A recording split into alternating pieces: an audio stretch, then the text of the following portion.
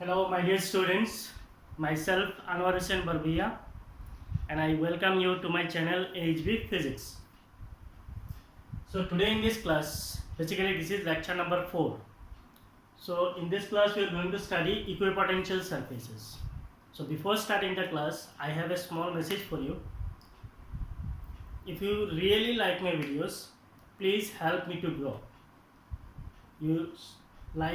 If you really like my videos, like it, share with your friends, subscribe my channel so that I can grow, and if I grow then I will definitely help you. Now we are going to study equipotential surface. Equipotential, what is equipotential? Equipotential means equal potential.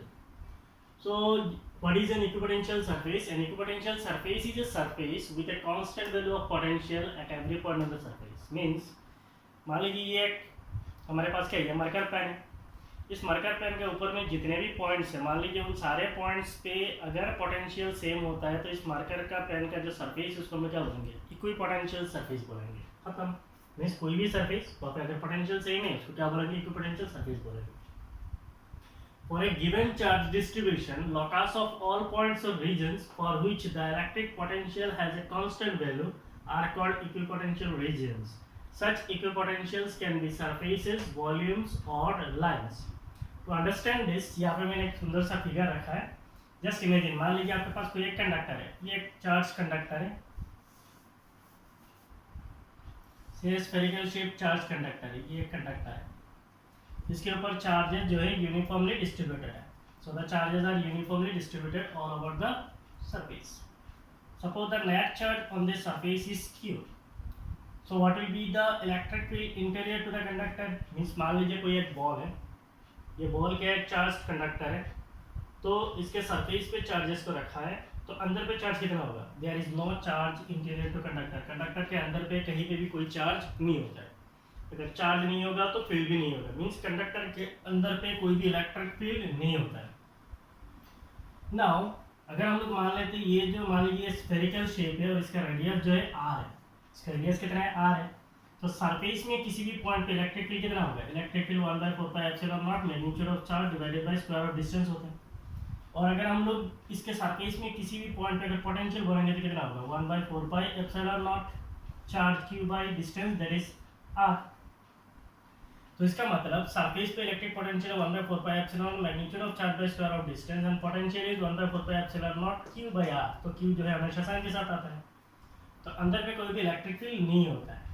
Now conductor के अंदर पे अगर मैं बोलता हूँ एक line है, मान लीजिए इस लाइन पे अगर कुछ पॉइंट लेता हूँ, ये कुछ लाइंस है, कुछ पॉइंट्स है, ये जो पॉइंट्स होगा at each and every point interior to conductor, conductor के अंदर में किसी भी पॉइंट पे पोटेंशियल क्या होता है, सेम होता है। अगर पोटेंशियल सेम होगा तो इस लाइन को हम क्या बोलेंगे, इस लाइन को हम बोलेंगे इक्विपोटेंशियल लाइन। ना ये कंडक्टर के सरफेस पे पोटेंशियल कितना होता है? अगर यहाँ पे पोटेंशियल ये है तो यहाँ पे कितना होगा? यहाँ पे डिस्टेंस थोड़ी अलग है, डिस्टेंस r है, तो यहाँ पे पोटेंशियल कितना होगा? 1/4 pi epsilon naught q by r होंगे। तो इसका मतलब इस सरफेस में कहीं पे भी पोटेंशियल सेम है, तो इस सरफेस में अगर कहीं पे भी पोटेंशियल सेम है तो उस सरफेस को हम लोग क्या बोलेंगे, इक्विपोटेंशियल सरफेस बोलेंगे। इसीलिए चार्ज कंडक्टर का जो सरफेस होता है वो इक्विपोटेंशियल सरफेस होता है। किसी भी चार्ज कंडक्टर का जो सरफेस है, ये तो मैंने सिमेट्रिकल चार्ज लिया है, तो ये हो सकता है मीन्स ये मार्कर पेन है, ये अगर इक्विप मीन्स है, ये अगर इसके ऊपर अगर चार्जेस यूनिफॉर्मली डिस्ट्रीब्यूट होगा तो इसका सरफेस भी क्या हो जाएगा, इक्विपोटेंशियल सरफेस हो जाएगा। तो ये स्फीयर है, उसका सरफेस में चार्ज जो है यूनिफॉर्मली डिस्ट्रीब्यूटेड है, तो उसका सरफेस क्या हो जाएगा, surface of the conductor will be equipotential surface. उस स्फीयर के अंदर पे कहीं पे भी किसी पॉइंट लेंगे तो वहाँ पे पोटेंशियल सेम है। इसका मतलब स्फीयर के अंदर जो है वो वॉल्यूम है, उस वॉल्यूम का हम क्या बोलेंगे, इक्विपोटेंशियल वॉल्यूम बोलेंगे। वहाँ पे कोई लाइन ड्रॉ करेंगे तो हर पॉइंट पे पोटेंशियल सेम होगा, तो उसको हम क्या बोलेंगे, इक्विपोटेंशियल लाइन बोलेंगे। तो इसको समझाने के लिए मैंने 2 पॉइंट दिया, मान लीजिए पॉइंट ए पॉइंट बी, तो दोनों पॉइंट में पोटेंशियल सेम होगा वी ए बी बी, और इसमें जो पोटेंशियल होता है वो सरफेस के पोटेंशियल के बराबर होता है। So it is 1/4 pi epsilon naught q by r है। सो आप इसको कॉपी कर सकते हैं, कॉपी कर लीजिए।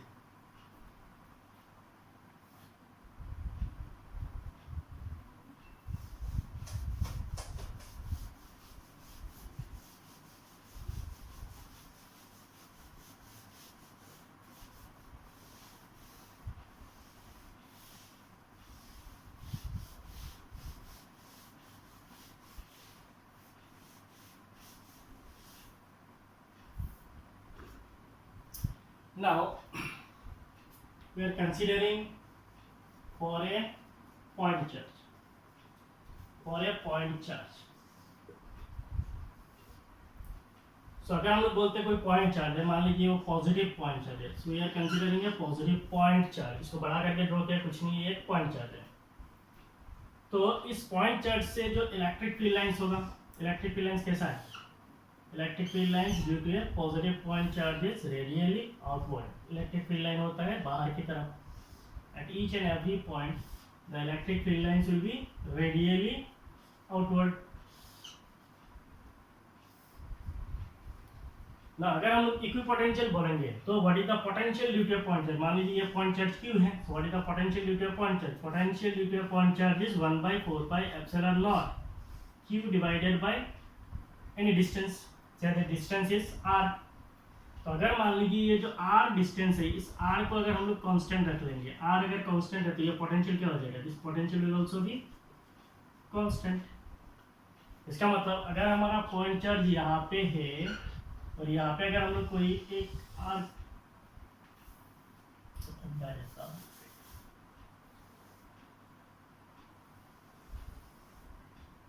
मान लीजिए हमारा पॉइंट चार्ज यहाँ पे सेंटर पे है, तो पॉइंट का शेप कैसा है? पॉइंट का शेप जो है स्फेरिकल है.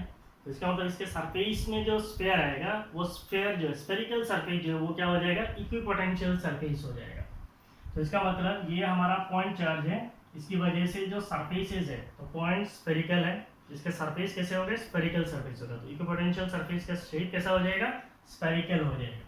So these are actually the equipotential surface. ये भी एक इक्विपोटेंशियल सरफेस है और ये भी एक इक्विपोटेंशियल सरफेस है. So these are equipotential surfaces, equipotential surfaces due to a point charge. तो आपको समझ में आया? कोई अगर पॉइंट चार्ज होता है उसका पोटेंशियल होता है 1/4 pi epsilon naught q by r. अगर डिस्टेंस को कांस्टेंट रख लेंगे, जैसे मान लीजिए ये सेंटर ऑफ चार्ज है, मान लीजिए इस पॉइंट पे चार्ज को रखा है, तो इसी ये डिस्टेंस क्या होगा? द डिस्टेंस इज से ये डिस्टेंस मान लीजिए r है. तो डिस्टेंस सेम है हर एक पॉइंट पे, तो ये सरफेस क्या बन जाएगा? Equipotential surface. ऐसे अगर और एक डिस्टेंस लेंगे तो वहाँ पे एक सरफेस ड्रॉ करेंगे तो क्या हो जाएगा? Equipotential surface. ऐसे आपको बहुत सारे इक्विपोटेंशियल सरफेसेस मिल जाएगा. So for a point charge the equipotential surfaces are, for a point charge the equipotential surfaces are concentric sphericals centered at the charge.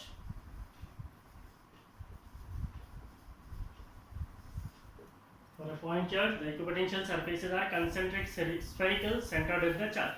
तो आपके एग्जाम में ऐसे भी क्वेश्चन पूछ सकता है, what is the geometrical shape of equipotential surface due to a point charge. Means point charge की वजह से इक्विपोटेंशियल सरफेसेस का ज्योमेट्रिकल शेप कैसा होता है? तो ज्योमेट्रिकल शेप कैसा है?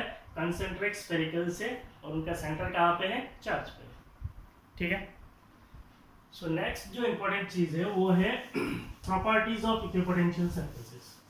इसके अंदर बेसिकली दो क्वेश्चन आ सकता है. State the important properties of equipotential surfaces, and second जो भी प्रॉपर्टीज है वो सारे प्रॉपर्टीज को एक्सप्लेन करने के लिए आ सकता है, जैसे मैं आपको बता रहा हूँ. So put the heading properties of equipotential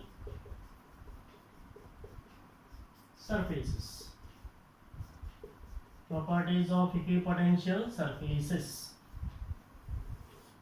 इसमें सबसे पहला जो प्रॉपर्टी है, ऐसा कोई पहला दूसरा नहीं होता है, मैं बोल रहा हूँ, पहला जो प्रॉपर्टी है, it is no work is done in moving at test charge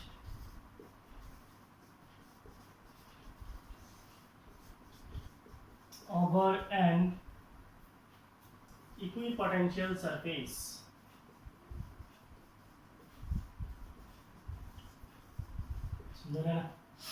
No work is done in moving a test charge over an equipotencial surface. तो इक्विपोटेंशियल सरफेस के ऊपर अगर हम लोग किसी चार्ज को मूव करेंगे तो वर्क डन नहीं होता है. तो फिजिकली अगर आप सोचेंगे कोई सरफेस है वहाँ पे चार्ज को मूव कराएंगे, और मूव कराएंगे मीन्स तो काम करना पड़ेगा, लेकिन यहाँ पे बोल रहे हैं वर्क डन 0 है। तो ये कैसे पॉसिबल है? मान लीजिए आपके पास कोई एक पॉइंट चार्ज है, ये कोई एक इक्विपोटेंशियल सरफेस है, ये पॉइंट चार्ज है सेंटर पे, ये आपका इक्विपोटेंशियल सरफेस है। तो ऑब्वियसली इस पॉइंट चार्ज से अगर डिस्टेंस ये है, तो suppose the distance is r, तो यहाँ पे मान लीजिए कोई एक पॉइंट है, दैट पॉइंट इज a, और यहाँ पे और एक पॉइंट है, suppose that point is b। ना ये जो b पॉइंट है इसका डिस्टेंस कितना होगा? इसका डिस्टेंस अलग होगा क्या? अगर ये r है वो भी तो r होगा। इसका मतलब पोटेंशियल एट a अगर मैं बोलूँ और पोटेंशियल एट b बोलूँ, सो पोटेंशियल कितना है? 1/4 पाई एप्सिलॉन नॉट, जो चार्ज होगा divided by distance, suppose the distance is r। मान लीजिए point charge is q, so q by r। Now a और b का पोटेंशियल सेम है, so what is the change in potential? The difference in potential is 0। a और b का potential same है, इसका मतलब va डिफरेंस इन पोटेंशियल का मतलब क्या है? मान लीजिए आपके पास पॉइंट a में कोई यूनिट पॉजिटिव चार्ज है, मान लीजिए कोई टेस्ट चार्ज है q0 है, तो इस q0 चार्ज को आप क्या करेंगे? a से लेके b तक मूव करेंगे। a से लेके b तक मूव करने के लिए जो वर्क डन होगा, what is the work done in moving a test charge? Work done को डिफाइन करने के लिए हम लोग जानते हैं difference in potential. What is difference in potential? It is work done in moving the charge. We are moving the charge from a to b, so a to b per unit test charge, so per unit test charge is q0।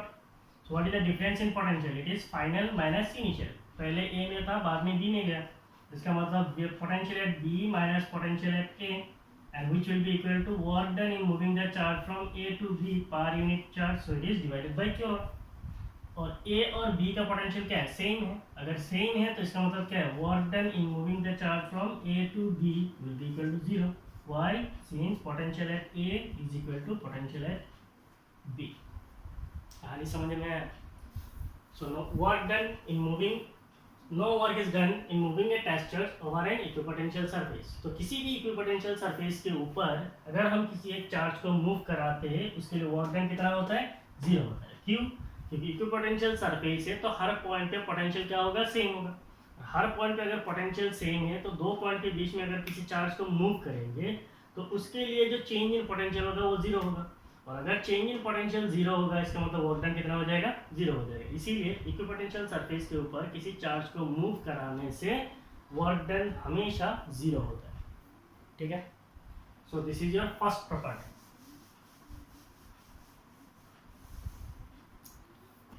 Second property is,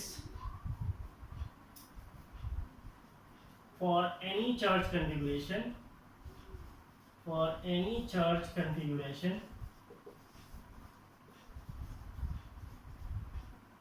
equipotential surface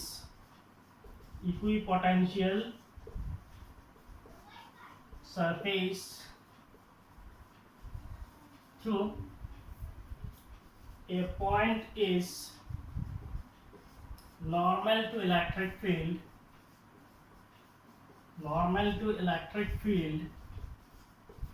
at that point। for any charge configuration means किसी भी charge का configuration के लिए equipotential surface through a point, किसी भी point पे जो equipotential surface होता है is normal to electric field at that point. ये इलेक्ट्रिक इक्विपोटेंशियल सरफेस जो है इलेक्ट्रिक फील्ड के साथ परपेंडिकुलर होता है। मान लीजिए ये हमारा इक्विपोटेंशियल सरफेस है, तो इलेक्ट्रिक फील्ड कैसा होगा? Electric field is always perpendicular to the equipotential surface. तो इसको समझने के लिए ये रेज्यूमिंग, मान लीजिए हमारे पास ये एक सेंटर पे कोई एक पॉइंट चार्ज है, suppose that point charge is q। तो इससे जो इलेक्ट्रिक फील्ड होता है, हमें पता है इलेक्ट्रिक फील्ड कैसा होता है? इलेक्ट्रिक फील्ड बाहर की तरफ होता है, so this is the direction of electric field. और जिस डायरेक्शन में इलेक्ट्रिक फील्ड होता है उस डायरेक्शन में क्या होता है? इलेक्ट्रिक फोर्स भी होता है। तो फोर्स का डायरेक्शन भी किधर होगा? फोर्स का डायरेक्शन भी इलेक्ट्रिक फील्ड के साथ होगा। इसका मतलब field and force are in the same direction. ना मान लीजिए अगर हम लोग यहाँ पे कोई, ये तो इक्विपोटेंशियल सरफेस है ही है कि नहीं है? पॉइंट चार्ज के लिए एक इक्विपोटेंशियल सरफेस है, क्योंकि यहाँ पे डिस्टेंस अगर r होगा तो ये इक्विपोटेंशियल सरफेस है। यहाँ पे मान लीजिए मैं छोटा सा दो पॉइंट कंसीडर कर रहा हूँ, मान लो ये पॉइंट A है और ये पॉइंट B है। इनके बीच में जो छोटा सा डिस्प्लेसमेंट है, suppose the displacement is dl। ना इसको अगर मैं वेक्टोरिकली लूँगा इस लेंथ एलिमेंट को, तो ये वेक्टोरिकली कैसा हो जाएगा? ये हो जाएगा आपका dl वेक्टर। और यहाँ पे एंगल थीटा कितना होगा, दिस थीटा इज 90 डिग्री। इसका मतलब आपका जो डिस्प्लेसमेंट वेक्टर है, आप क्या कर रहे हो, ए से लेके बी की तरफ जा रहे हो। छोटा छोटा है, समझने की कोशिश करो। ये ए है और ये बी है, आप ए से लेके बी तक जा रहे हैं, तो डिस्प्लेसमेंट वेक्टर किधर होगा, इधर, और फोर्स का डायरेक्शन किधर है, इधर। थीटा कितना है, 90 डिग्री। इसका मतलब work done in moving the charge from A to B, A से लेके बी तक वर्क डन कितना होगा, 0 होगा। पहले भी हम लोगों ने पढ़ा है, work done in moving a test charge over an equipotential surface is 0। तो ये वर्क डन 0 क्यों है, क्योंकि फोर्स और डिस्प्लेसमेंट दोनों परपेंडिकुलर है। हम लोग क्लास 11 में पढ़ा, what is work done, it is the dot product of force and displacement. So displacement है डीएल वेक्टर, और इसका मैग्नीट्यूड कैसे निकालते हैं, F D L cos theta, और यहाँ पे क्या है, एफ डी एल, और कॉस थीटा कितना है, थीटा इज 90, तो इसका मतलब ये क्या है, कॉस 90, और कॉस 90 आपको पता है ये 0 है, इसका मतलब वर्क डन कितना है, 0 है।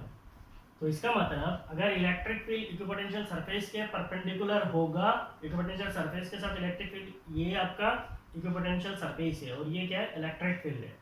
इलेक्ट्रिक फील्ड इक्विपोटेंशियल सरफेस दोनों परपेंडिकुलर होगा तो वर्क डन 0 होगा। ना मान लेते हैं हमारे पास ये कोई एक सरफेस है, इक्विपोटेंशियल सरफेस है, यहाँ पे पॉइंट चार्ज है, दैट इज किलो। वही चीज़ को यहाँ पे मैं रिपीट कर रहा हूँ। मान लीजिए यहाँ पे अगर आप, ये एक पॉइंट है, ये एक पॉइंट है, ये पॉइंट ए है, ये बी है, इसके बीच में जो डिस्प्लेसमेंट है वो डी एल है। अब अगर ए से बी तक मूव कराते तो आपका डिस्प्लेसमेंट वेक्टर क्या होगा, डिस्प्लेसमेंट वेक्टर ये है।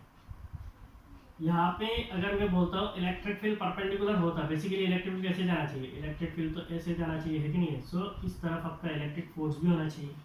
लेकिन अगर मैं एज्यूम कर लेता हूँ कि मेरा इलेक्ट्रिक फील्ड इस डायरेक्शन में है, इलेक्ट्रिक फील्ड डायरेक्शन जो ऐसे है, इसका मतलब ये जो इलेक्ट्रिक फील्ड वेक्टर है और डिस्प्लेसमेंट वेक्टर है, ये थीटा जो है, ये थीटा जो है यहाँ पे 90 डिग्री से कम है। तो इसका मतलब अगर मैं वर्क डन बोलूंगा, सो वर्क डन क्या है, F D L cos theta. तो थीटा कुछ अगर मान लीजिए 30 डिग्री भी है, तो कॉस थीटा कितना हो जाएगा, कॉस 30। तो कॉस 30 का मतलब कितना है, √3/2। तो इसका मतलब ये वर्क डन जो है, this work done can not be 0। तो इसका मतलब ये कंट्राडिक्शन है, इक्विपोटेंशियल सरफेस होगा तो work done in moving a test charge over the surface must be 0। लेकिन यहाँ पे क्या हो रहा है, कंट्राडिक्शन हो रहा है। अगर इलेक्ट्रिक फील्ड परपेंडिकुलर नहीं होता है, ये तो परपेंडिकुलर होना चाहिए, अगर नहीं होता है तो वर्क डन 0 नहीं होगा। तो ये कंट्राडिक्शन है। तो इसको समझाने के लिए इसको आपको एग्जाम में आ सकता है, why equipotential surface must be normal to the electric field at every point बोल के ऐसे भी क्वेश्चन पूछ सकते हैं। मीन्स हर एक पॉइंट का आपको एक्सप्लेनेशन के लिए पूछ सकते हैं। सो कुछ एक रीजन की तरफ मैं लिख लेता हूँ। If the field vector is not normal, if the field vector is not normal,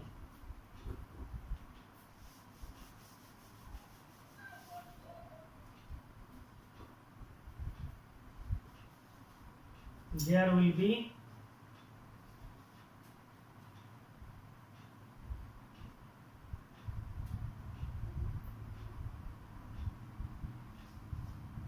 non-zero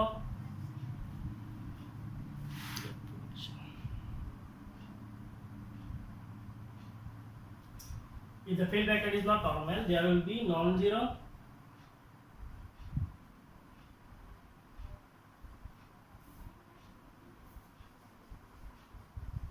electric field component, that is work must be done against the component electric field.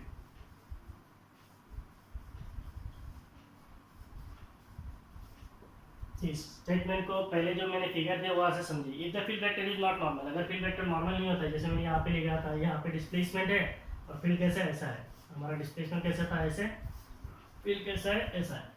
If the field vector is not normal, there will be non zero component of electric field और non zero electric field component. तो ये जो electric field है ये non zero component होगा। क्यों होगा, that is work must be done against the component electric field. तो यहाँ पे क्या करना पड़ेगा, वर्क डन करना पड़ेगा इन मूविंग द टेक्सचर। कैसे करना पड़ेगा, मान लीजिए ना ऐसे एज्यूम कर लीजिए यहाँ पे कोई इलेक्ट्रिक फील्ड है। इलेक्ट्रिक फील्ड वैसे कैसा होना चाहिए था, ऐसा होना चाहिए था, लेकिन नहीं ऐसा है। तो अगर मान लीजिए यहाँ पे एक पॉइंट है और यहाँ पे एक पॉइंट है, अगर आप चार्ज को ऐसे मूव करेंगे ऐसे, तो इसका मतलब आप क्या कर रहे हैं, इस कंपोनेंट ऑफ इलेक्ट्रिक फील्ड के अगेंस्ट पे आप लेके जा रहे हैं। तो इसका मतलब आपको यहाँ पे क्या करना पड़ेगा, वर्क डन करना पड़ेगा। So work must be done against the component electric field. But work done in moving a test charge,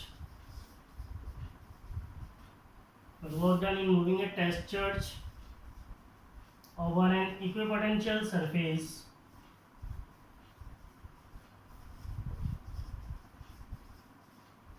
is zero. ये तो पहला स्टेटमेंट है, but work done in moving a test charge over an equipotential surface is zero. तो अगर हमारा electric field vector normal नहीं होगा तो कंपोनेंट इलेक्ट्रिक फील्ड आएगा। अगर कंपोनेंट इलेक्ट्रिक फील्ड आएगा तो उसका अगेंस्ट पे वर्क डन करना पड़ेगा। But work done in moving a test charge over equipotential surface is zero. लेकिन इक्विपोटेंशियल सरफेस के ऊपर अगर हम लोग किसी टेस्ट चार्ज को मूव कराते हैं तो वर्क डन नहीं होता है, वर्क डन जीरो होता है। इसका मतलब electric field vector that is E vector must B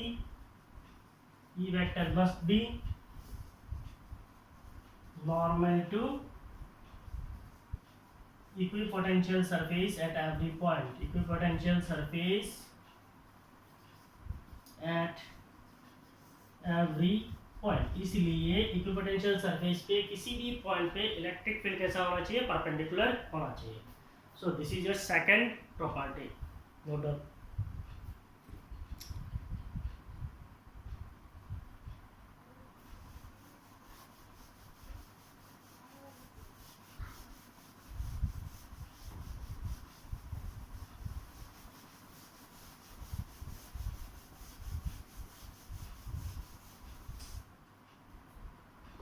So now we'll move to the third property.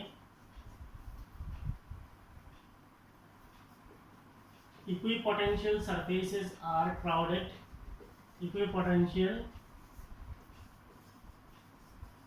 surfaces are crowded where field is strong and far apart. Equipotential surfaces are crowded where field is strong and far apart and relatively लगाने से सुंदर होगा, and relatively far apart where the field is weak. Equipotential surfaces are crowded where field is strong. तो equipotential surface जो होता है वो बिल्कुल क्राउडेड होता है, मींस एक दूसरे के आसपास होता है। where field is strong, जहाँ पे इलेक्ट्रिक फील्ड जो है स्ट्रांग होता है, and relatively far apart where the field is weak, और जहाँ पे इलेक्ट्रिक फील्ड कमजोर होता है वहाँ पे क्या होता है, इक्विपोटेंशियल सरफेसेस दूर दूर होता है। जहाँ पे इलेक्ट्रिक फील्ड स्ट्रांग होता है वहाँ पे इक्विपोटेंशियल सरफेस एकदम आसपास होता है, और जहाँ पे इलेक्ट्रिक फील्ड कमजोर होता है वहाँ पे आपका इक्विपोटेंशियल क्या होता है, दूर दूर होता है। तो इसको समझने के लिए अगर हम मान लेते हैं हमारे पास दो इक्विपोटेंशियल सरफेस, ये दो इक्विपोटेंशियल सरफेस है।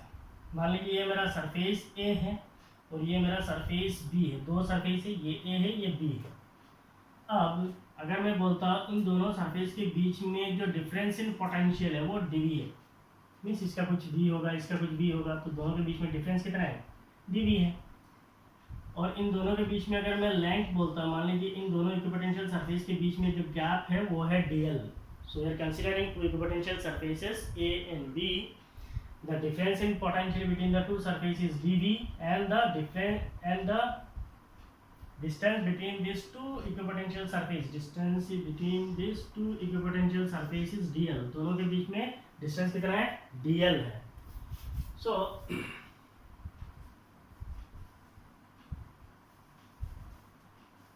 इसको आपको अगर एक्सप्लेनेशन के लिए आएगा तो आप ऐसे रीजन बोल के लिख सकते हैं। What is the reason, consider two equipotential surfaces, consider two equipotential surfaces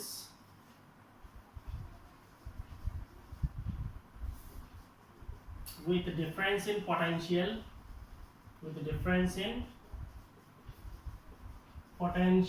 dV, and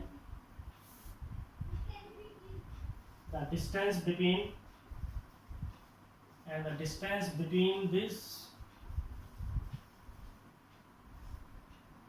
and the distance between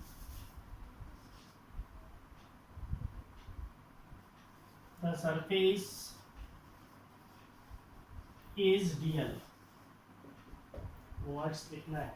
consider two equipotential surfaces with difference in potential dV. मान लीजिए हमारे पास दो इक्विपोटेंशियल सरफेस है, एक A है दूसरा B है, दोनों के बीच में डिफरेंस इन पोटेंशियल dV है and the distance between the surface is dl, और दोनों के बीच में जो डिस्टेंस है वो dl है. So what is the relation between electric field and potential? The relation between electric field and potential is electric field is equal to minus dV divided by dr. ये जो डेराइवेशन है equal to minus dV by dr, ये अभी हम लोग करने वाले, इसके आगे हम लोग करेंगे. So the relation between electric field and potential is, so E is electric field, dV so it is potential. इनके बीच में जो रिलेशन होता है it is equal to minus dV by dr है. तो यहाँ से अगर हम लोग dr को निकाल देंगे, dr मैंने लिया है तो यहाँ पे भी आप dr ले लीजिए डिस्टेंस को, और यहाँ पे भी आप dr ले लीजिए, dl भी ले सकते, कोई प्रॉब्लम नहीं है. सो हमने यहाँ पे dr लिया. So what will be dr? dr will be equal to minus dV by E, और इसको अगर हम लोग बोलते हैं dr then it is inversely proportional to electric field. So what is this dr? dr का मतलब the distance between the equipotential surface. तो इसका मतलब अगर इलेक्ट्रिक फील्ड स्ट्रांग होगा, E अगर ज्यादा होगा तो R क्या है, कम होगा. So where the electric field is strong, the distance between the equipotential surface is less, and where the field is weak, the distance between the equipotential surface is more. तो इसका मतलब जहाँ पे इलेक्ट्रिक फील्ड स्ट्रांग होता है वहाँ पे distance between equipotential surface क्या होता है, कम होता है, और जहाँ पे फील्ड जो है वीक होता है वहाँ पे डिस्टेंस बिटवीन इक्विपोटेंशियल सरफेस क्या होता है, ज़्यादा होता है. जैसे मान लीजिए यहाँ पे अगर हम लोग पॉइंट चार्ज बोलेंगे तो यहाँ पे क्या होता है, जैसे जैसे हम लोग दूर जाएंगे तो वहाँ पे क्या होगा, आपका इक्विपोटेंशियल सरफेस दूर उठ जाता है. तो जितने हम लोग पास आएंगे, इलेक्ट्रिक फील्ड कैसे ऐसा है, मान लीजिए इलेक्ट्रिक फील्ड तो बाहर की तरफ जा रहे हैं, तो बाहर की तरफ अगर हम लोग जाएंगे तो इलेक्ट्रिक फील्ड क्या होता जाएगा, इलेक्ट्रिक फील्ड जो है डिक्रीज होता जाएगा बाहर की तरफ, और इलेक्ट्रिक फील्ड अगर बाहर की तरफ जाएंगे तो डिक्रीज होगा, तो इनके बीच में इक्विपोटेंशियल सरफेस के बीच में जो डिस्टेंस है वो क्या होता जाएगा, बढ़ता जाएगा. यहाँ पे देखिए जितना अंदर जाएंगे उतना डिस्टेंस कम होता जाएगा. अंदर जाने से डिस्टेंस कमेगा और बाहर जाने से क्या होगा, डिस्टेंस इंक्रीज होगा. ठीक है, कॉपी कर लीजिए. सो this is your third property.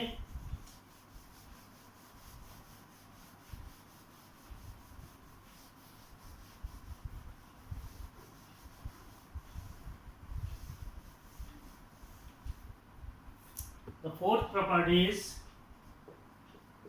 no two equipotential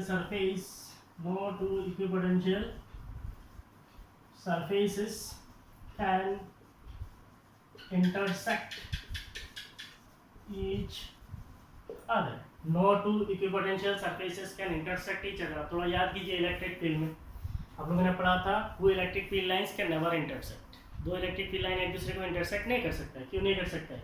क्योंकि अगर दो इलेक्ट्रिक फील्ड लाइन एक पॉइंट पे इंटरसेक्ट करेगा तो जिस पॉइंट पे इंटरसेक्ट करेगा वहां से आपको इलेक्ट्रिक फील्ड का दो वेक्टर मिलेगा, मीन्स इलेक्ट्रिक फील्ड का दो मैग्नीट्यूड मिलेगा. तो एक पॉइंट पे इलेक्ट्रिक फील्ड का एक ही वैल्यू मिलता है, इसका मतलब इलेक्ट्रिक फील्ड इज यूनिक. और एक पॉइंट पे पोटेंशियल का भी आपको एक ही वैल्यू मिलता है. अगर दो इक्विपोटेंशियल सरफेस इंटरसेक्ट करेगा तो जहाँ पे इंटरसेक्ट करेगा वहाँ पे आपको पोटेंशियल का दो वैल्यू मिलेगा. इसका मतलब जो आपका यूनिकनेस है वो खत्म हो जाएगा. तो इसका मतलब ये पॉसिबल नहीं है. सो अब सीधा लिख सकते हैं two equipotential surface. What is the reason? Two equipotential surface can equipotential surfaces can never intersect each other, can never intersect each other because at the point of intersection, at the point of intersection there will be two values of electric potential. तो आपको question अगर ऐसा पूछ लिया जाता है why two equipotential surfaces cannot intersect each other, so the answer is two equipotential surface can never intersect each other। दो equipotential surface कभी भी intersect नहीं कर सकता because at the point of intersection, क्यों नहीं कर सकता, क्योंकि जहाँ पे intersect होता है there will be two values of electric potential, उस point पे electric potential का दो potential होगा, electric potential का दो value होगा, which is not possible, और ये possible नहीं है, इसलिए दो equipotential surface कभी भी एक दूसरे के साथ intersect नहीं करता है। The fifth point is work need to be done in moving a charge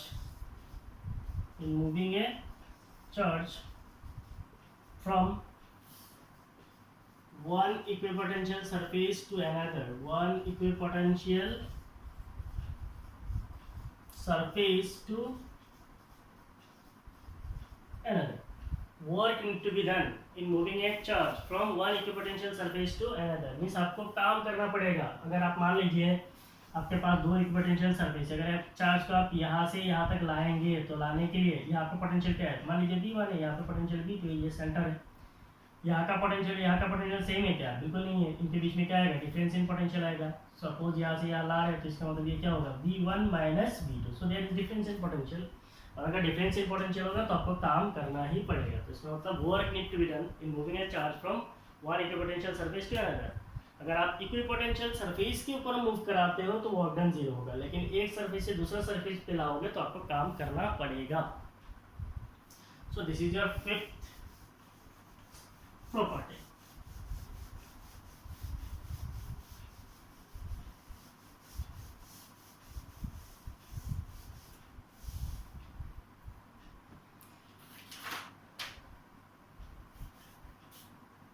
The sixth property is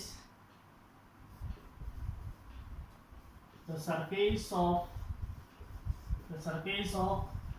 any charged conductor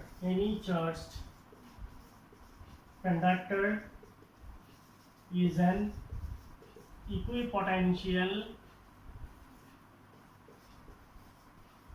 surface। The surface of any charged conductor is an equipotential surface। तो किसी भी charge conductor अगर होता है तो उसका surface क्या होता है, इक्विपोटेंशियल होता है। तो हम लोगों ने इंट्रोडक्शन में ही बोल दिया है। मान लीजिए वो सिमेट्रिक शेप का नहीं है, कोई ऐसा टेढ़ा मेढ़ा शेप का है, और इसके ऊपर अगर आप चार्ज को रखते हो तो ये आपका चार्जेस है। The charges are uniformly distributed all over the surface of this conductor. इस कंडक्टर के सरफेस पे आपने चार्जेस को यूनिफॉर्मली डिस्ट्रीब्यूट किया है। अगर चार्ज यूनिफॉर्मली डिस्ट्रीब्यूटेड है सो बाय डेफिनेशन आपका इलेक्ट्रिक फील्ड कैसा है, electric field at every point is perpendicular to the surface. आपका इलेक्ट्रिक फील्ड हमेशा कैसा होगा, परपेंडिकुलर ही होगा। इलेक्ट्रिक फील्ड कोई और डायरेक्शन एक्सेप्टेड नहीं है, इट मस्ट बी परपेंडिकुलर। ये परपेंडिकुलर क्यों है उसका रीजन हम लोगों ने पढ़ लिया। तो आपका इलेक्ट्रिक फील्ड हमेशा कैसा होगा, परपेंडिकुलर होगा। At each and every point of the surface electric field vector must be perpendicular to the surface of conductor. अगर यहाँ पे बोलेंगे तो कैसा होगा, electric field vector must be perpendicular. यहाँ पे अगर होगा तो कैसा होगा, electric field vector must be perpendicular. So the surface of this charge conductor, that is surface of any charge conductor is an equipotential surface। तो ये जो चार्ज कंडक्टर का सरफेस है, ये सरफेस खुद क्या है, एक इक्विपोटेंशियल सरफेस है। ये जो सरफेस है, ये सरफेस एक इक्विपोटेंशियल सरफेस है। द क्वेश्चन इज, ये अगर इक्विपोटेंशियल सरफेस नहीं होता तो क्या होता। अगर इक्विपोटेंशियल नहीं है तो इसका मतलब क्या है, मान लीजिए इसके सरफेस पे यहाँ पे मैं दो पॉइंट कंसीडर करता हूँ, एक ए एक बी। ये एक पॉइंट है ए और ये एक पॉइंट है बी। अगर potential at A is not equal to potential at B, ये तो इक्वल होता है। मान लीजिए अगर इक्वल नहीं होगा इसका मतलब क्या होगा, एक बड़ा होगा दूसरा छोटा होगा। तो मान लीजिए ए का बड़ा है और बी का छोटा है। अगर पोटेंशियल डिफरेंस आएगा तो क्या होगा, charges always move from higher potential to lower potential. तो इसका मतलब आपका चार्ज जो है ए से लेके बी तक मूव करने लगेगा। लेकिन हम लोग इलेक्ट्रोस्टैटिक में क्या पढ़ते हैं, जो आपका सोर्स चार्जेस है they are not to be disturb. इसका मतलब ये चार्ज स्टैटिक सिचुएशन में मूव नहीं करेगा। लेकिन अगर सरफेस के पॉइंट्स पे अगर पोटेंशियल का डिफरेंस आएगा तो चार्ज क्या करेगा, स्टैटिक सिचुएशन में भी मूव करेगा। एंड ड्यू टू दैट आपका जो इलेक्ट्रोस्टैटिक का फंडामेंटल है वही आपका इनवेरिएंट हो जाएगा। तो इसका मतलब स्टैटिक सिचुएशन में किसी भी चार्ज कंडक्टर का जो सरफेस है वो क्या होता है, इक्विपोटेंशियल सरफेस होता है। Why reason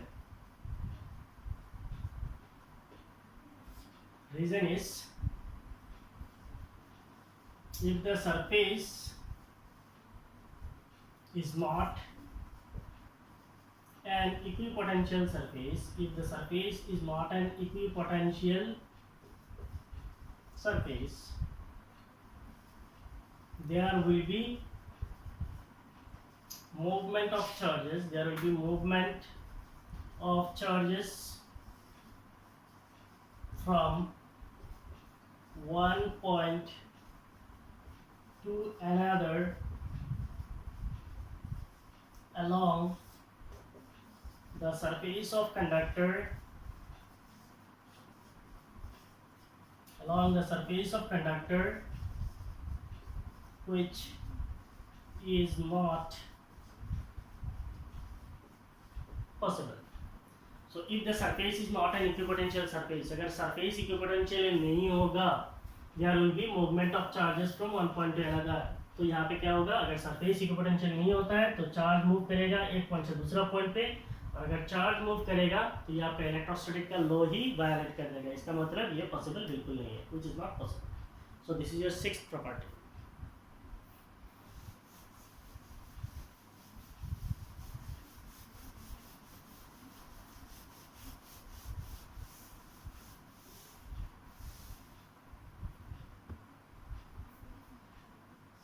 Now we'll go for seventh property.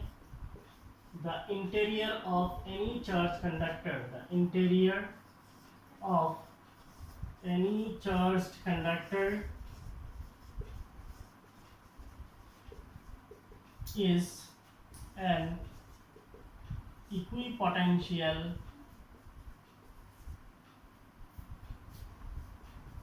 volume. The interior of any charged conductor is an equipotential volume. तो इसको भी मैंने शुरुआत में आपको इसका पिक्चर दिया था। मान लीजिए अगर आपके पास कोई एक इक्विपोटेंशियल सरफेस है, ये एक इक्विपोटेंशियल सरफेस है तो इसको अगर हम स्फीयर मान लेंगे तो उसके सरफेस पे क्या होगा, the charges will be uniformly distributed all over the surface of this conductor. तो कंडक्टर का सरफेस में हर एक पॉइंट पे चार्ज क्या होगा, यूनिफॉर्मली डिस्ट्रीब्यूट होगा। So suppose the magnitude of charge is Q. तो इसके अंदर पे चार्ज कितना है, इसके अंदर पे कोई भी चार्ज नहीं है। एक्सेस चार्ज हमेशा कहाँ पे रहता है, कंडक्टर के सरफेस पे रहता है। इसके अंदर पे किसी भी दो पॉइंट्स के बीच में अगर मैं ए बोलता हूँ और बी बोलता हूँ, so what is the difference in potential, the difference in potential between this two point is 0. That is the difference in potential between the points A and B, between A and B is 0। A और B का potential क्या है, same है। Why, since the potential of A is equal to potential at B. किसी भी point पे conductor के अंदर पे पोटेंशियल क्या होता है, इक्वल होता है। इसका मतलब अंदर में पोटेंशियल डिफरेंस नहीं होता है, 0 होता है। तो इसका मतलब ये पूरा अंदर जो है, मान लीजिए ऐसे कोई एक स्फीयर है, इसके अंदर पे जितने भी पॉइंट्स आएंगे, इनफाइनाइट पॉइंट्स, हर एक पॉइंट का पोटेंशियल सेम है। और वो पोटेंशियल सेम होने की वजह से इसका जो अंदर है वो अंदर क्या हो जाता है, this interior becomes N equipotential volume. इसका अंदर जो है वो है इक्विपोटेंशियल वॉल्यूम की तरह एक्ट करता है। What is the reason,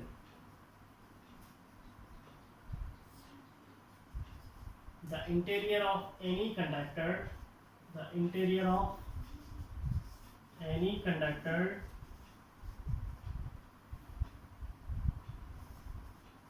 does not contain any charges. The interior of any conductor does not contain any charges. The field inside the conductor is 0। तो चार्ज ही नहीं है तो अंदर पे कहीं पे भी अगर हम इलेक्ट्रिक फील्ड बोलेंगे तो कितना है, 0 है। But the potential at every point, the potential at every point, but the potential at every point interior to conductor as well as on the surface of conductor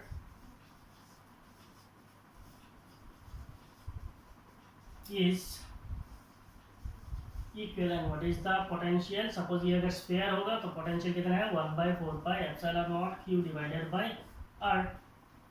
so the interior of any conductor does not contain any charge. किसी भी charge conductor के अंदर पे कोई भी charge नहीं होता है. The field inside the conductor is zero. Conductor के चार्ज कंडक्टर के अंदर पे फील्ड जीरो होता है. But the potential at every point interior to conductor, conductor के अंदर में किसी भी पॉइंट पे as well as on the surface of conductor, और कंडक्टर के सरफेस पे जो पोटेंशियल होता है आर इक्वल. तो इक्वल होता है. Thus interior of any conductor, interior of any charged conductor, interior of any charged conductor is an equipotential volume, is an equipotential volume. इसलिए कंडक्टर के चार्ज कंडक्टर के अंदर जो है वो इक्विपोटेंशियल वॉल्यूम होता है. So this is all about your properties of equipotential surface. So capital.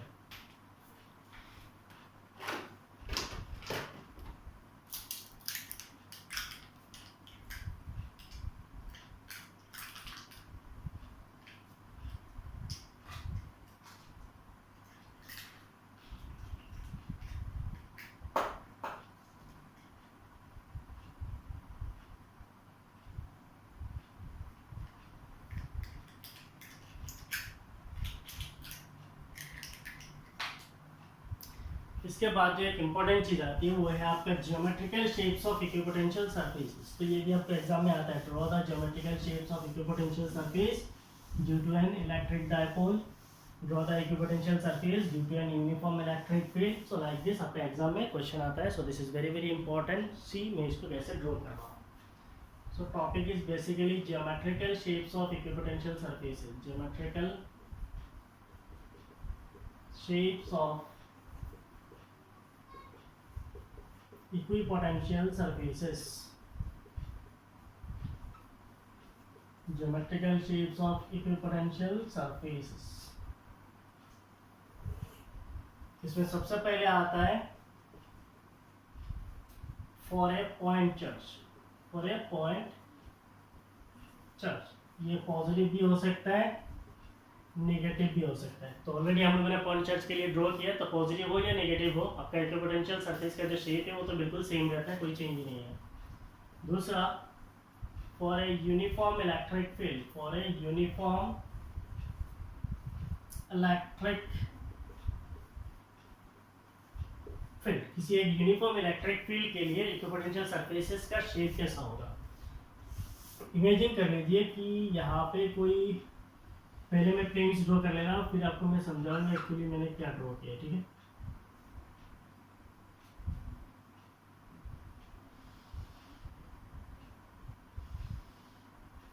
Three dimensional चीज़ों को टू डायमेंशन में ड्रॉ करना बहुत मज़ेदार है.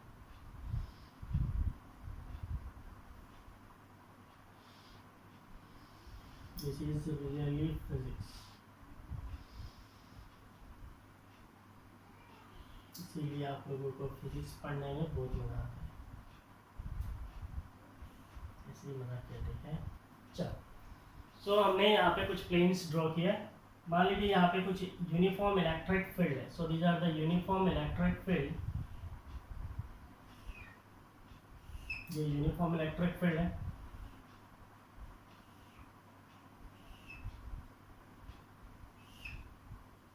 टेढ़ा भैया.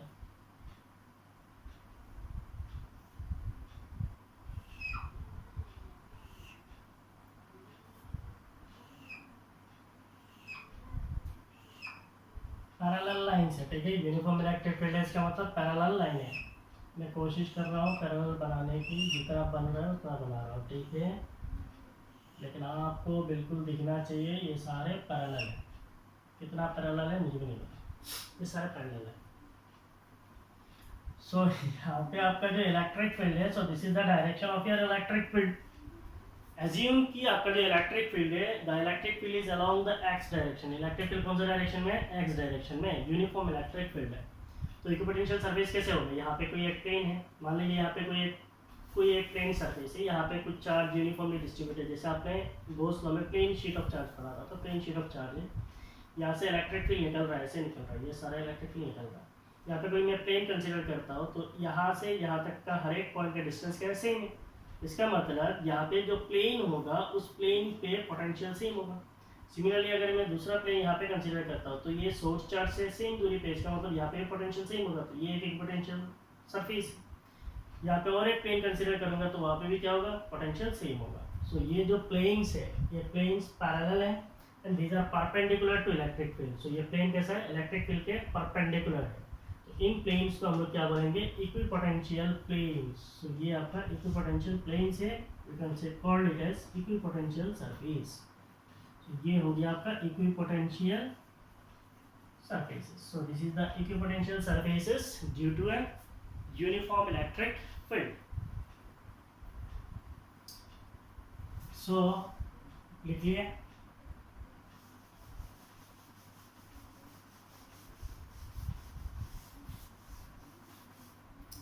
उसके बाद हम लोग पढ़ेंगे equipotential surfaces for an electric dipole. So पहले हम लोगों ने geometrical shapes of equipotential surface पढ़ रहे हैं। पॉइंट चार्ज के लिए पहले ही हम लोगों ने पढ़ लिया। यूनिफॉर्म इलेक्ट्रिक फील्ड के लिए अभी पढ़ा। और एन इलेक्ट्रिक डाइपोल कैसा होता है? डाइपोल का मतलब क्या है? एक पॉजिटिव चार्ज है, दूसरा नेगेटिव है, दोनों का मैग्नीट्यूड इक्वल है और इनका पोलैरिटी अलग अलग है। तो इन दोनों के बीच में क्या होगा? बेसिकली एक पॉजिटिव है, दूसरा नेगेटिव है, अट्रैक्शन होगा। तो इसका मतलब अगर मैं डाइपोल कंसिडर करूंगा, मान लीजिए यहाँ पे कोई एक पॉजिटिव चार्ज है और यहाँ पे कोई एक नेगेटिव चार्ज है, तो इनके बीच में क्या होगा? अट्रैक्शन। मान लीजिए यहाँ पे कोई नेगेटिव चार्ज है, तो इनके बीच में क्या होगा? अट्रैक्शन होगा। तो आपका जो इक्विपोटेंशियल सरफेस होगा, इक्विपोटेंशियल सरफेस कुछ इस तरह होगा।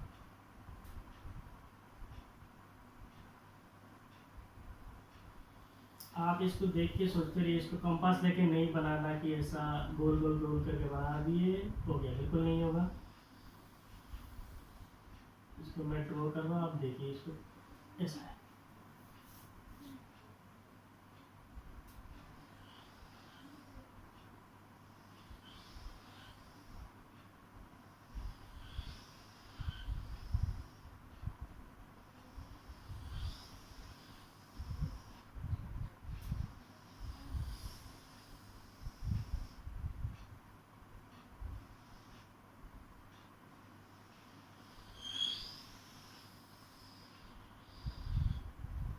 इससे आपको क्या लग रहा है?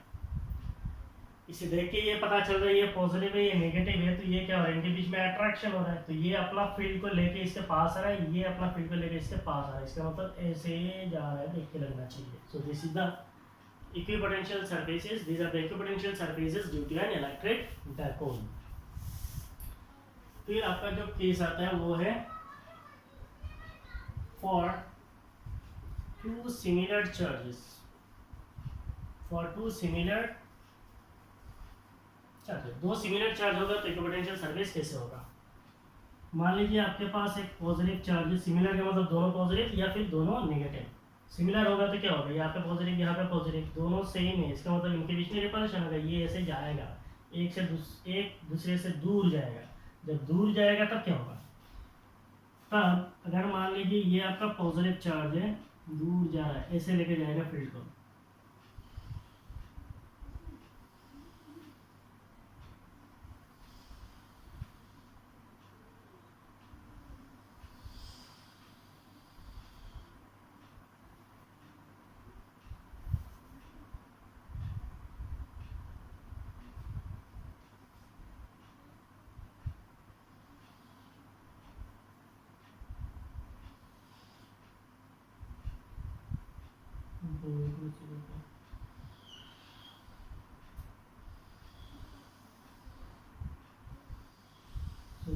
मुसीबत करके मैं ड्रॉ कर रहा हूँ उतना ही मुसीबत डाल के आप एग्जाम में ड्रॉ करेंगे। कैसा, ये देख के ऐसा लगना चाहिए ये एक दूसरे से क्या कर रहे हैं, एक दूसरे से दूर जा रहा है, क्योंकि रिपल्शन हो रहा है तो ये अपना फील्ड को लेके जा रहा है, ये अपना फील्ड को लेके आ रहा है।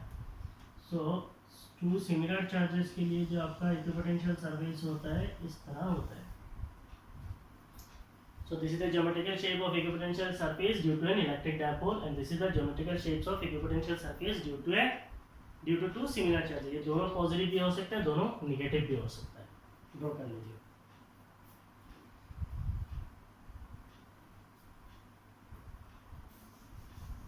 So लास्ट में हम लोग पढ़ेंगे the relation between electric field and electric potential। तो इससे पहले हम लोग थोड़ा समझ लेते हैं रिलेशन क्या है। रिलेशन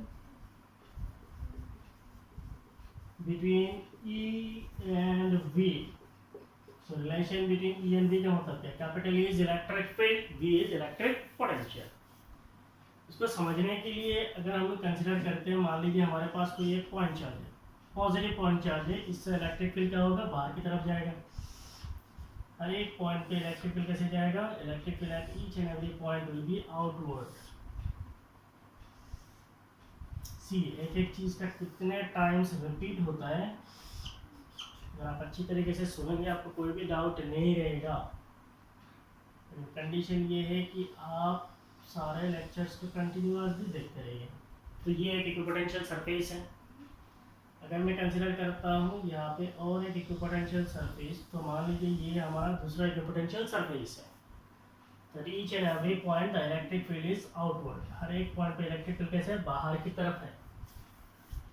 सिमिलरली अगर मैं कंसिडर करता हूँ मेरे पास कोई एक नेगेटिव पॉइंट चार्ज है, अगर नेगेटिव पॉइंट चार्ज होगा तो इलेक्ट्रिक फील्ड कैसा होगा, हमें पता है for a negative point charge the electric field lines are radially inward.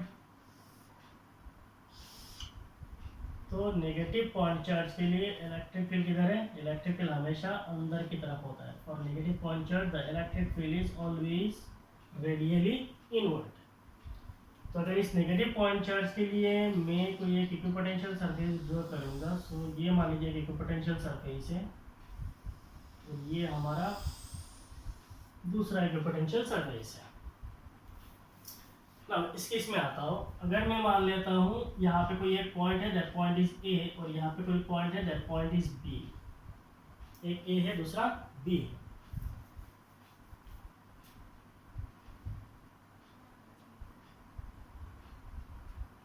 Relation between E and B बताया। ओके, तो ये जो पॉइंट यहाँ पे ले लो, सुंदर लगेगा। यहाँ पे ए है, यहाँ पे बी है।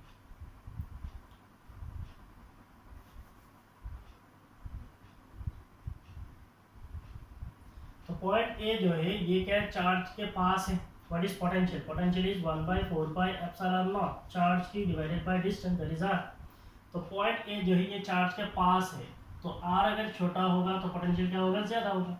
तो पॉइंट ए में जो पोटेंशियल होगा वो बी से ज्यादा होगा। इसका मतलब potential at A is more compare to potential at B. अगर मैं यहाँ पे कंसिडर करता हूँ तो what is the potential, potential is 1/4πε0 charge, लेकिन यहाँ पे साइन के साथ आएगा चार्ज की वजह आर। तो ये चार्ज जो है ये क्या है, नेगेटिव रहता है, चार्ज इज -q। और यहाँ पे जो चार्ज है ये चार्ज क्या है, +q है। तो इसका मतलब आर जब छोटा होगा तो पोटेंशियल ज्यादा होगा, ये तो ऑब्वियस है।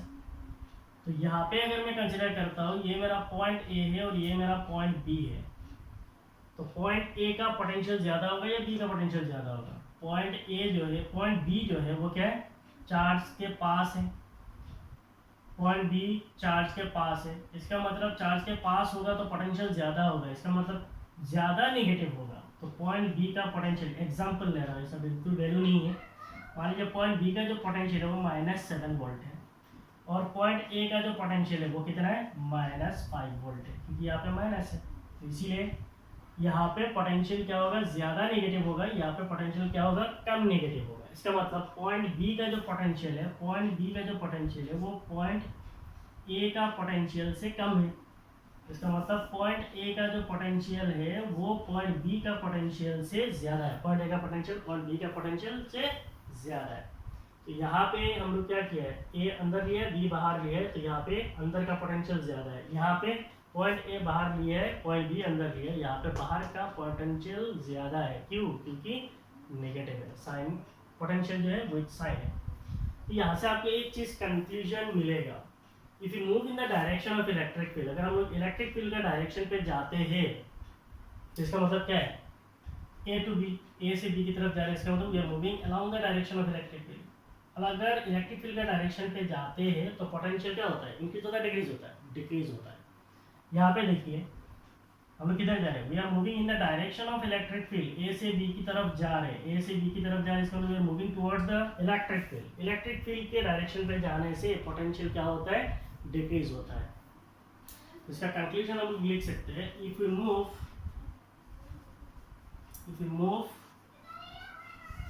along the direction of electric field, if you move along the direction of electric field, potential decreases. If you move along the direction of electric field, potential decreases, and if you move against the direction of, ये example के लिए इसी हुआ था, and if you move against the direction of electric field, against the direction of electric field vector, potential increases। Overall कहानी समझ में आया, जब हम इलेक्ट्रिक फील्ड के डायरेक्शन पे जाते हैं तो पोटेंशियल डिक्रीज होता है, और अगर हम इलेक्ट्रिक फील्ड के उल्टा मूव करते हैं तो पोटेंशियल क्या होता है, इंक्रीज होता है। So this is the basic relation between electric field and potential.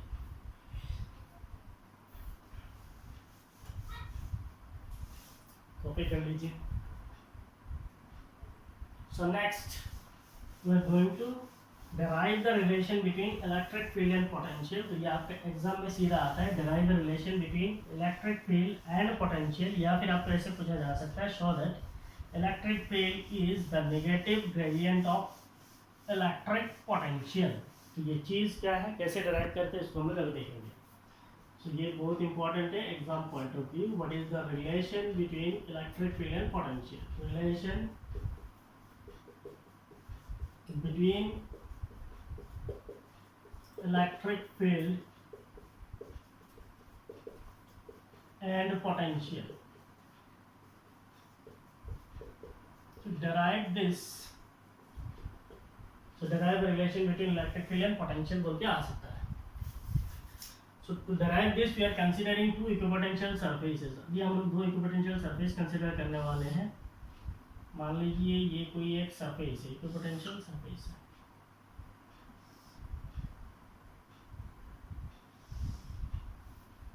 we are considering one more equipotential surface,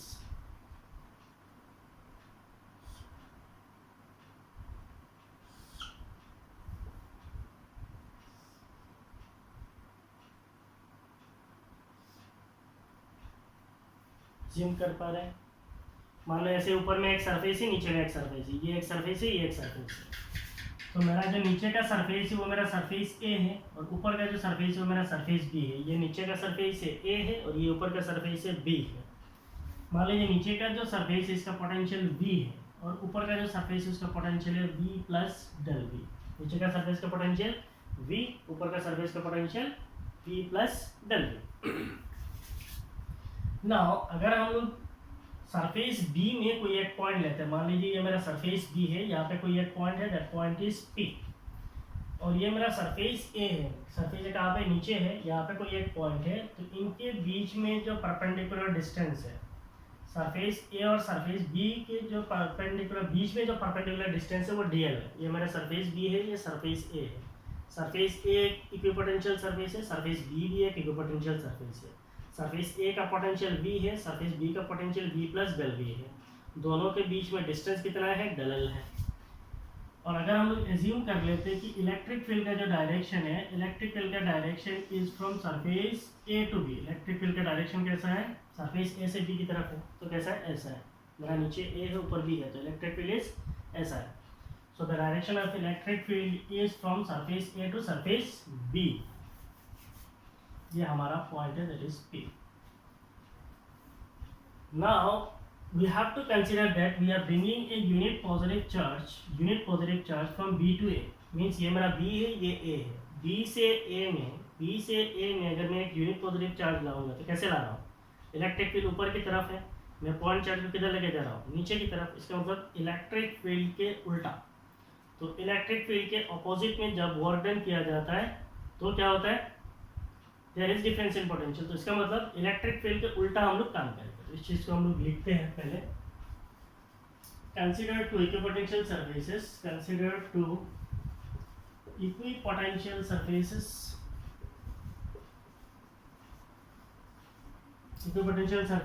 A and B with potentials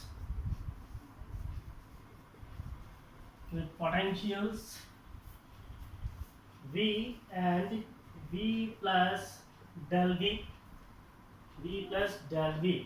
where del V is the change in potential in the direction of V,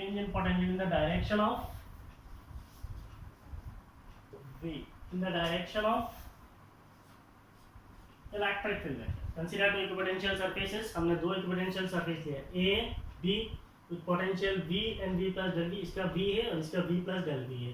del V का change in potential, दोनों के बीच में change in potential कितना है? del V है in the direction of E vector. और ये जो del V है इलेक्ट्रिक फील्ड के डायरेक्शन की तरफ ही है.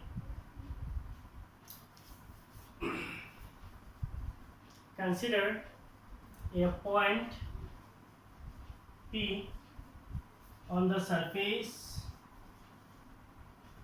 B. Consider a point P on the surface B. तो surface B के ऊपर कोई एक point है, वो point क्या है? P है. And the perpendicular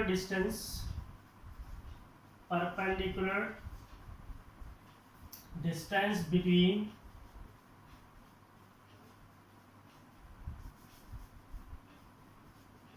point P and surface A is dl. और सरफेस बी और सरफेस ए के बीच में डिस्टेंस कितना है? dl है. सो हमने सरफेस बी में एक पॉइंट लिया, वो पॉइंट है P and the perpendicular distance between surface B to surface A is dl. सपोज a unit positive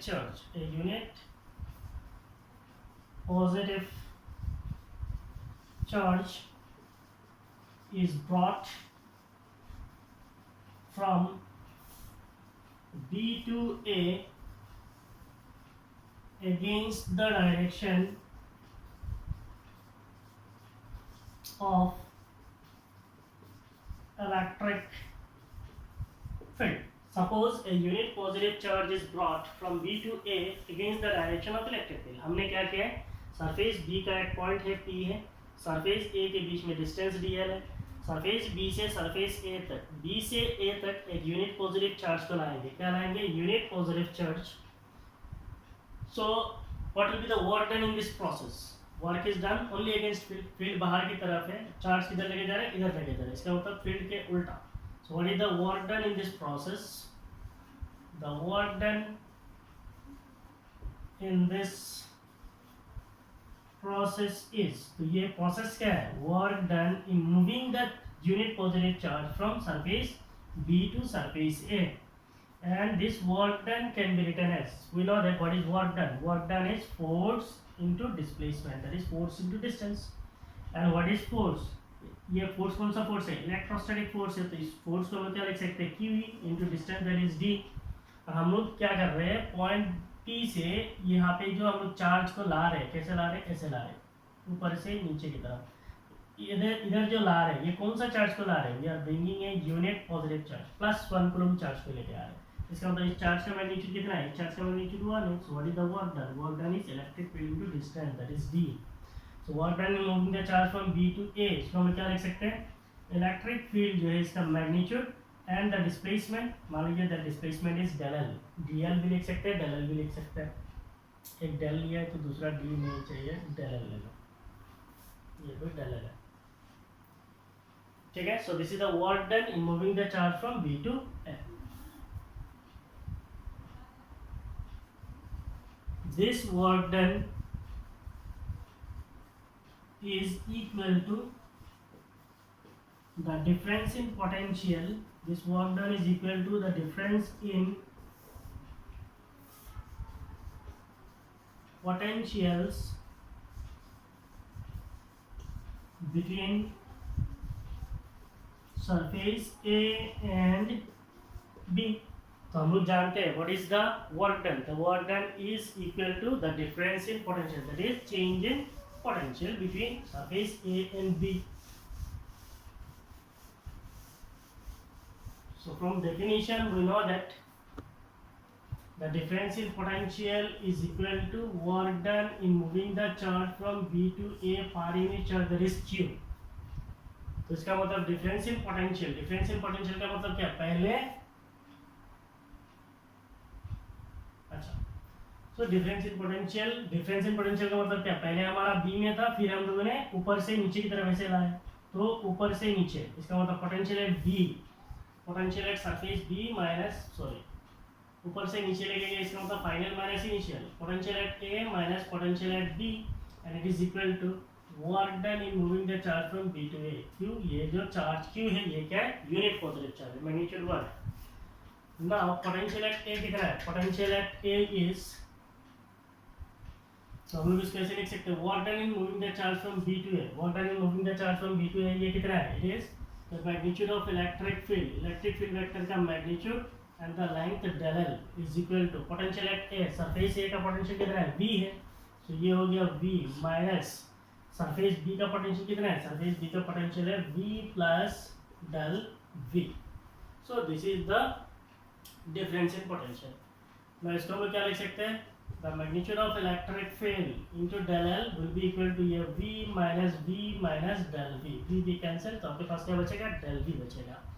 So what will be the magnitude of electric field? The magnitude of electric field is minus del V divided by del L. So magnitude of electric field is equal to negative gradient of electric potential. So that electric field at any point is equal to negative gradient of electric potential. तो इसे भी question पूछ सकते हैं।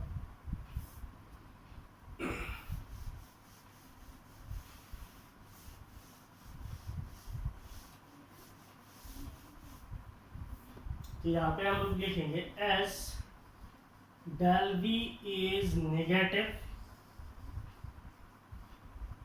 इन the direction of, del V is negative in the direction of E vector. पहले हम लोगों ने देखा है, हम लोग जब इससे पहले जो हम लोगों ने देखा था, इलेक्ट्रिक फील्ड के तरफ हम लोग जब जाते हैं, इलेक्ट्रिक फील्ड के डायरेक्शन में जब जाते हैं तो पोटेंशियल क्या होता है, डिक्रीज होता है। इसका मतलब ये जो डेल वी है, ये डेल वी क्या होगा, नेगेटिव होगा। So as del V is negative in the direction of electric field vector, electric field के डायरेक्शन में आपका जो del V आता है वो क्या होता है, नेगेटिव होता है। Therefore we can write the magnitude of electric field vector E vector as minus del V divided by del L, which will be equal to plus mod of del V divided by del L, mod of del V divided by del L। तो हम लोग इसको इस तरीके से भी लिख सकते हैं, ये mod डालना जरूरी है, नहीं तो आपका वेक्टर का कंसेप्ट आ जाएगा।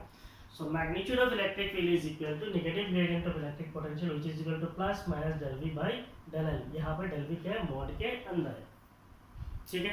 So this is the correct form for relation between electric field and potential। So आज का क्लास हमारा यहाँ पे है, आगे का जो हम लोग क्लास करेंगे उसमें हम लोग इलेक्ट्रिक पोटेंशियल एनर्जी पढ़ेंगे। Now if you really like my videos, please help me to grow, ठीक है। Thank you, bye bye।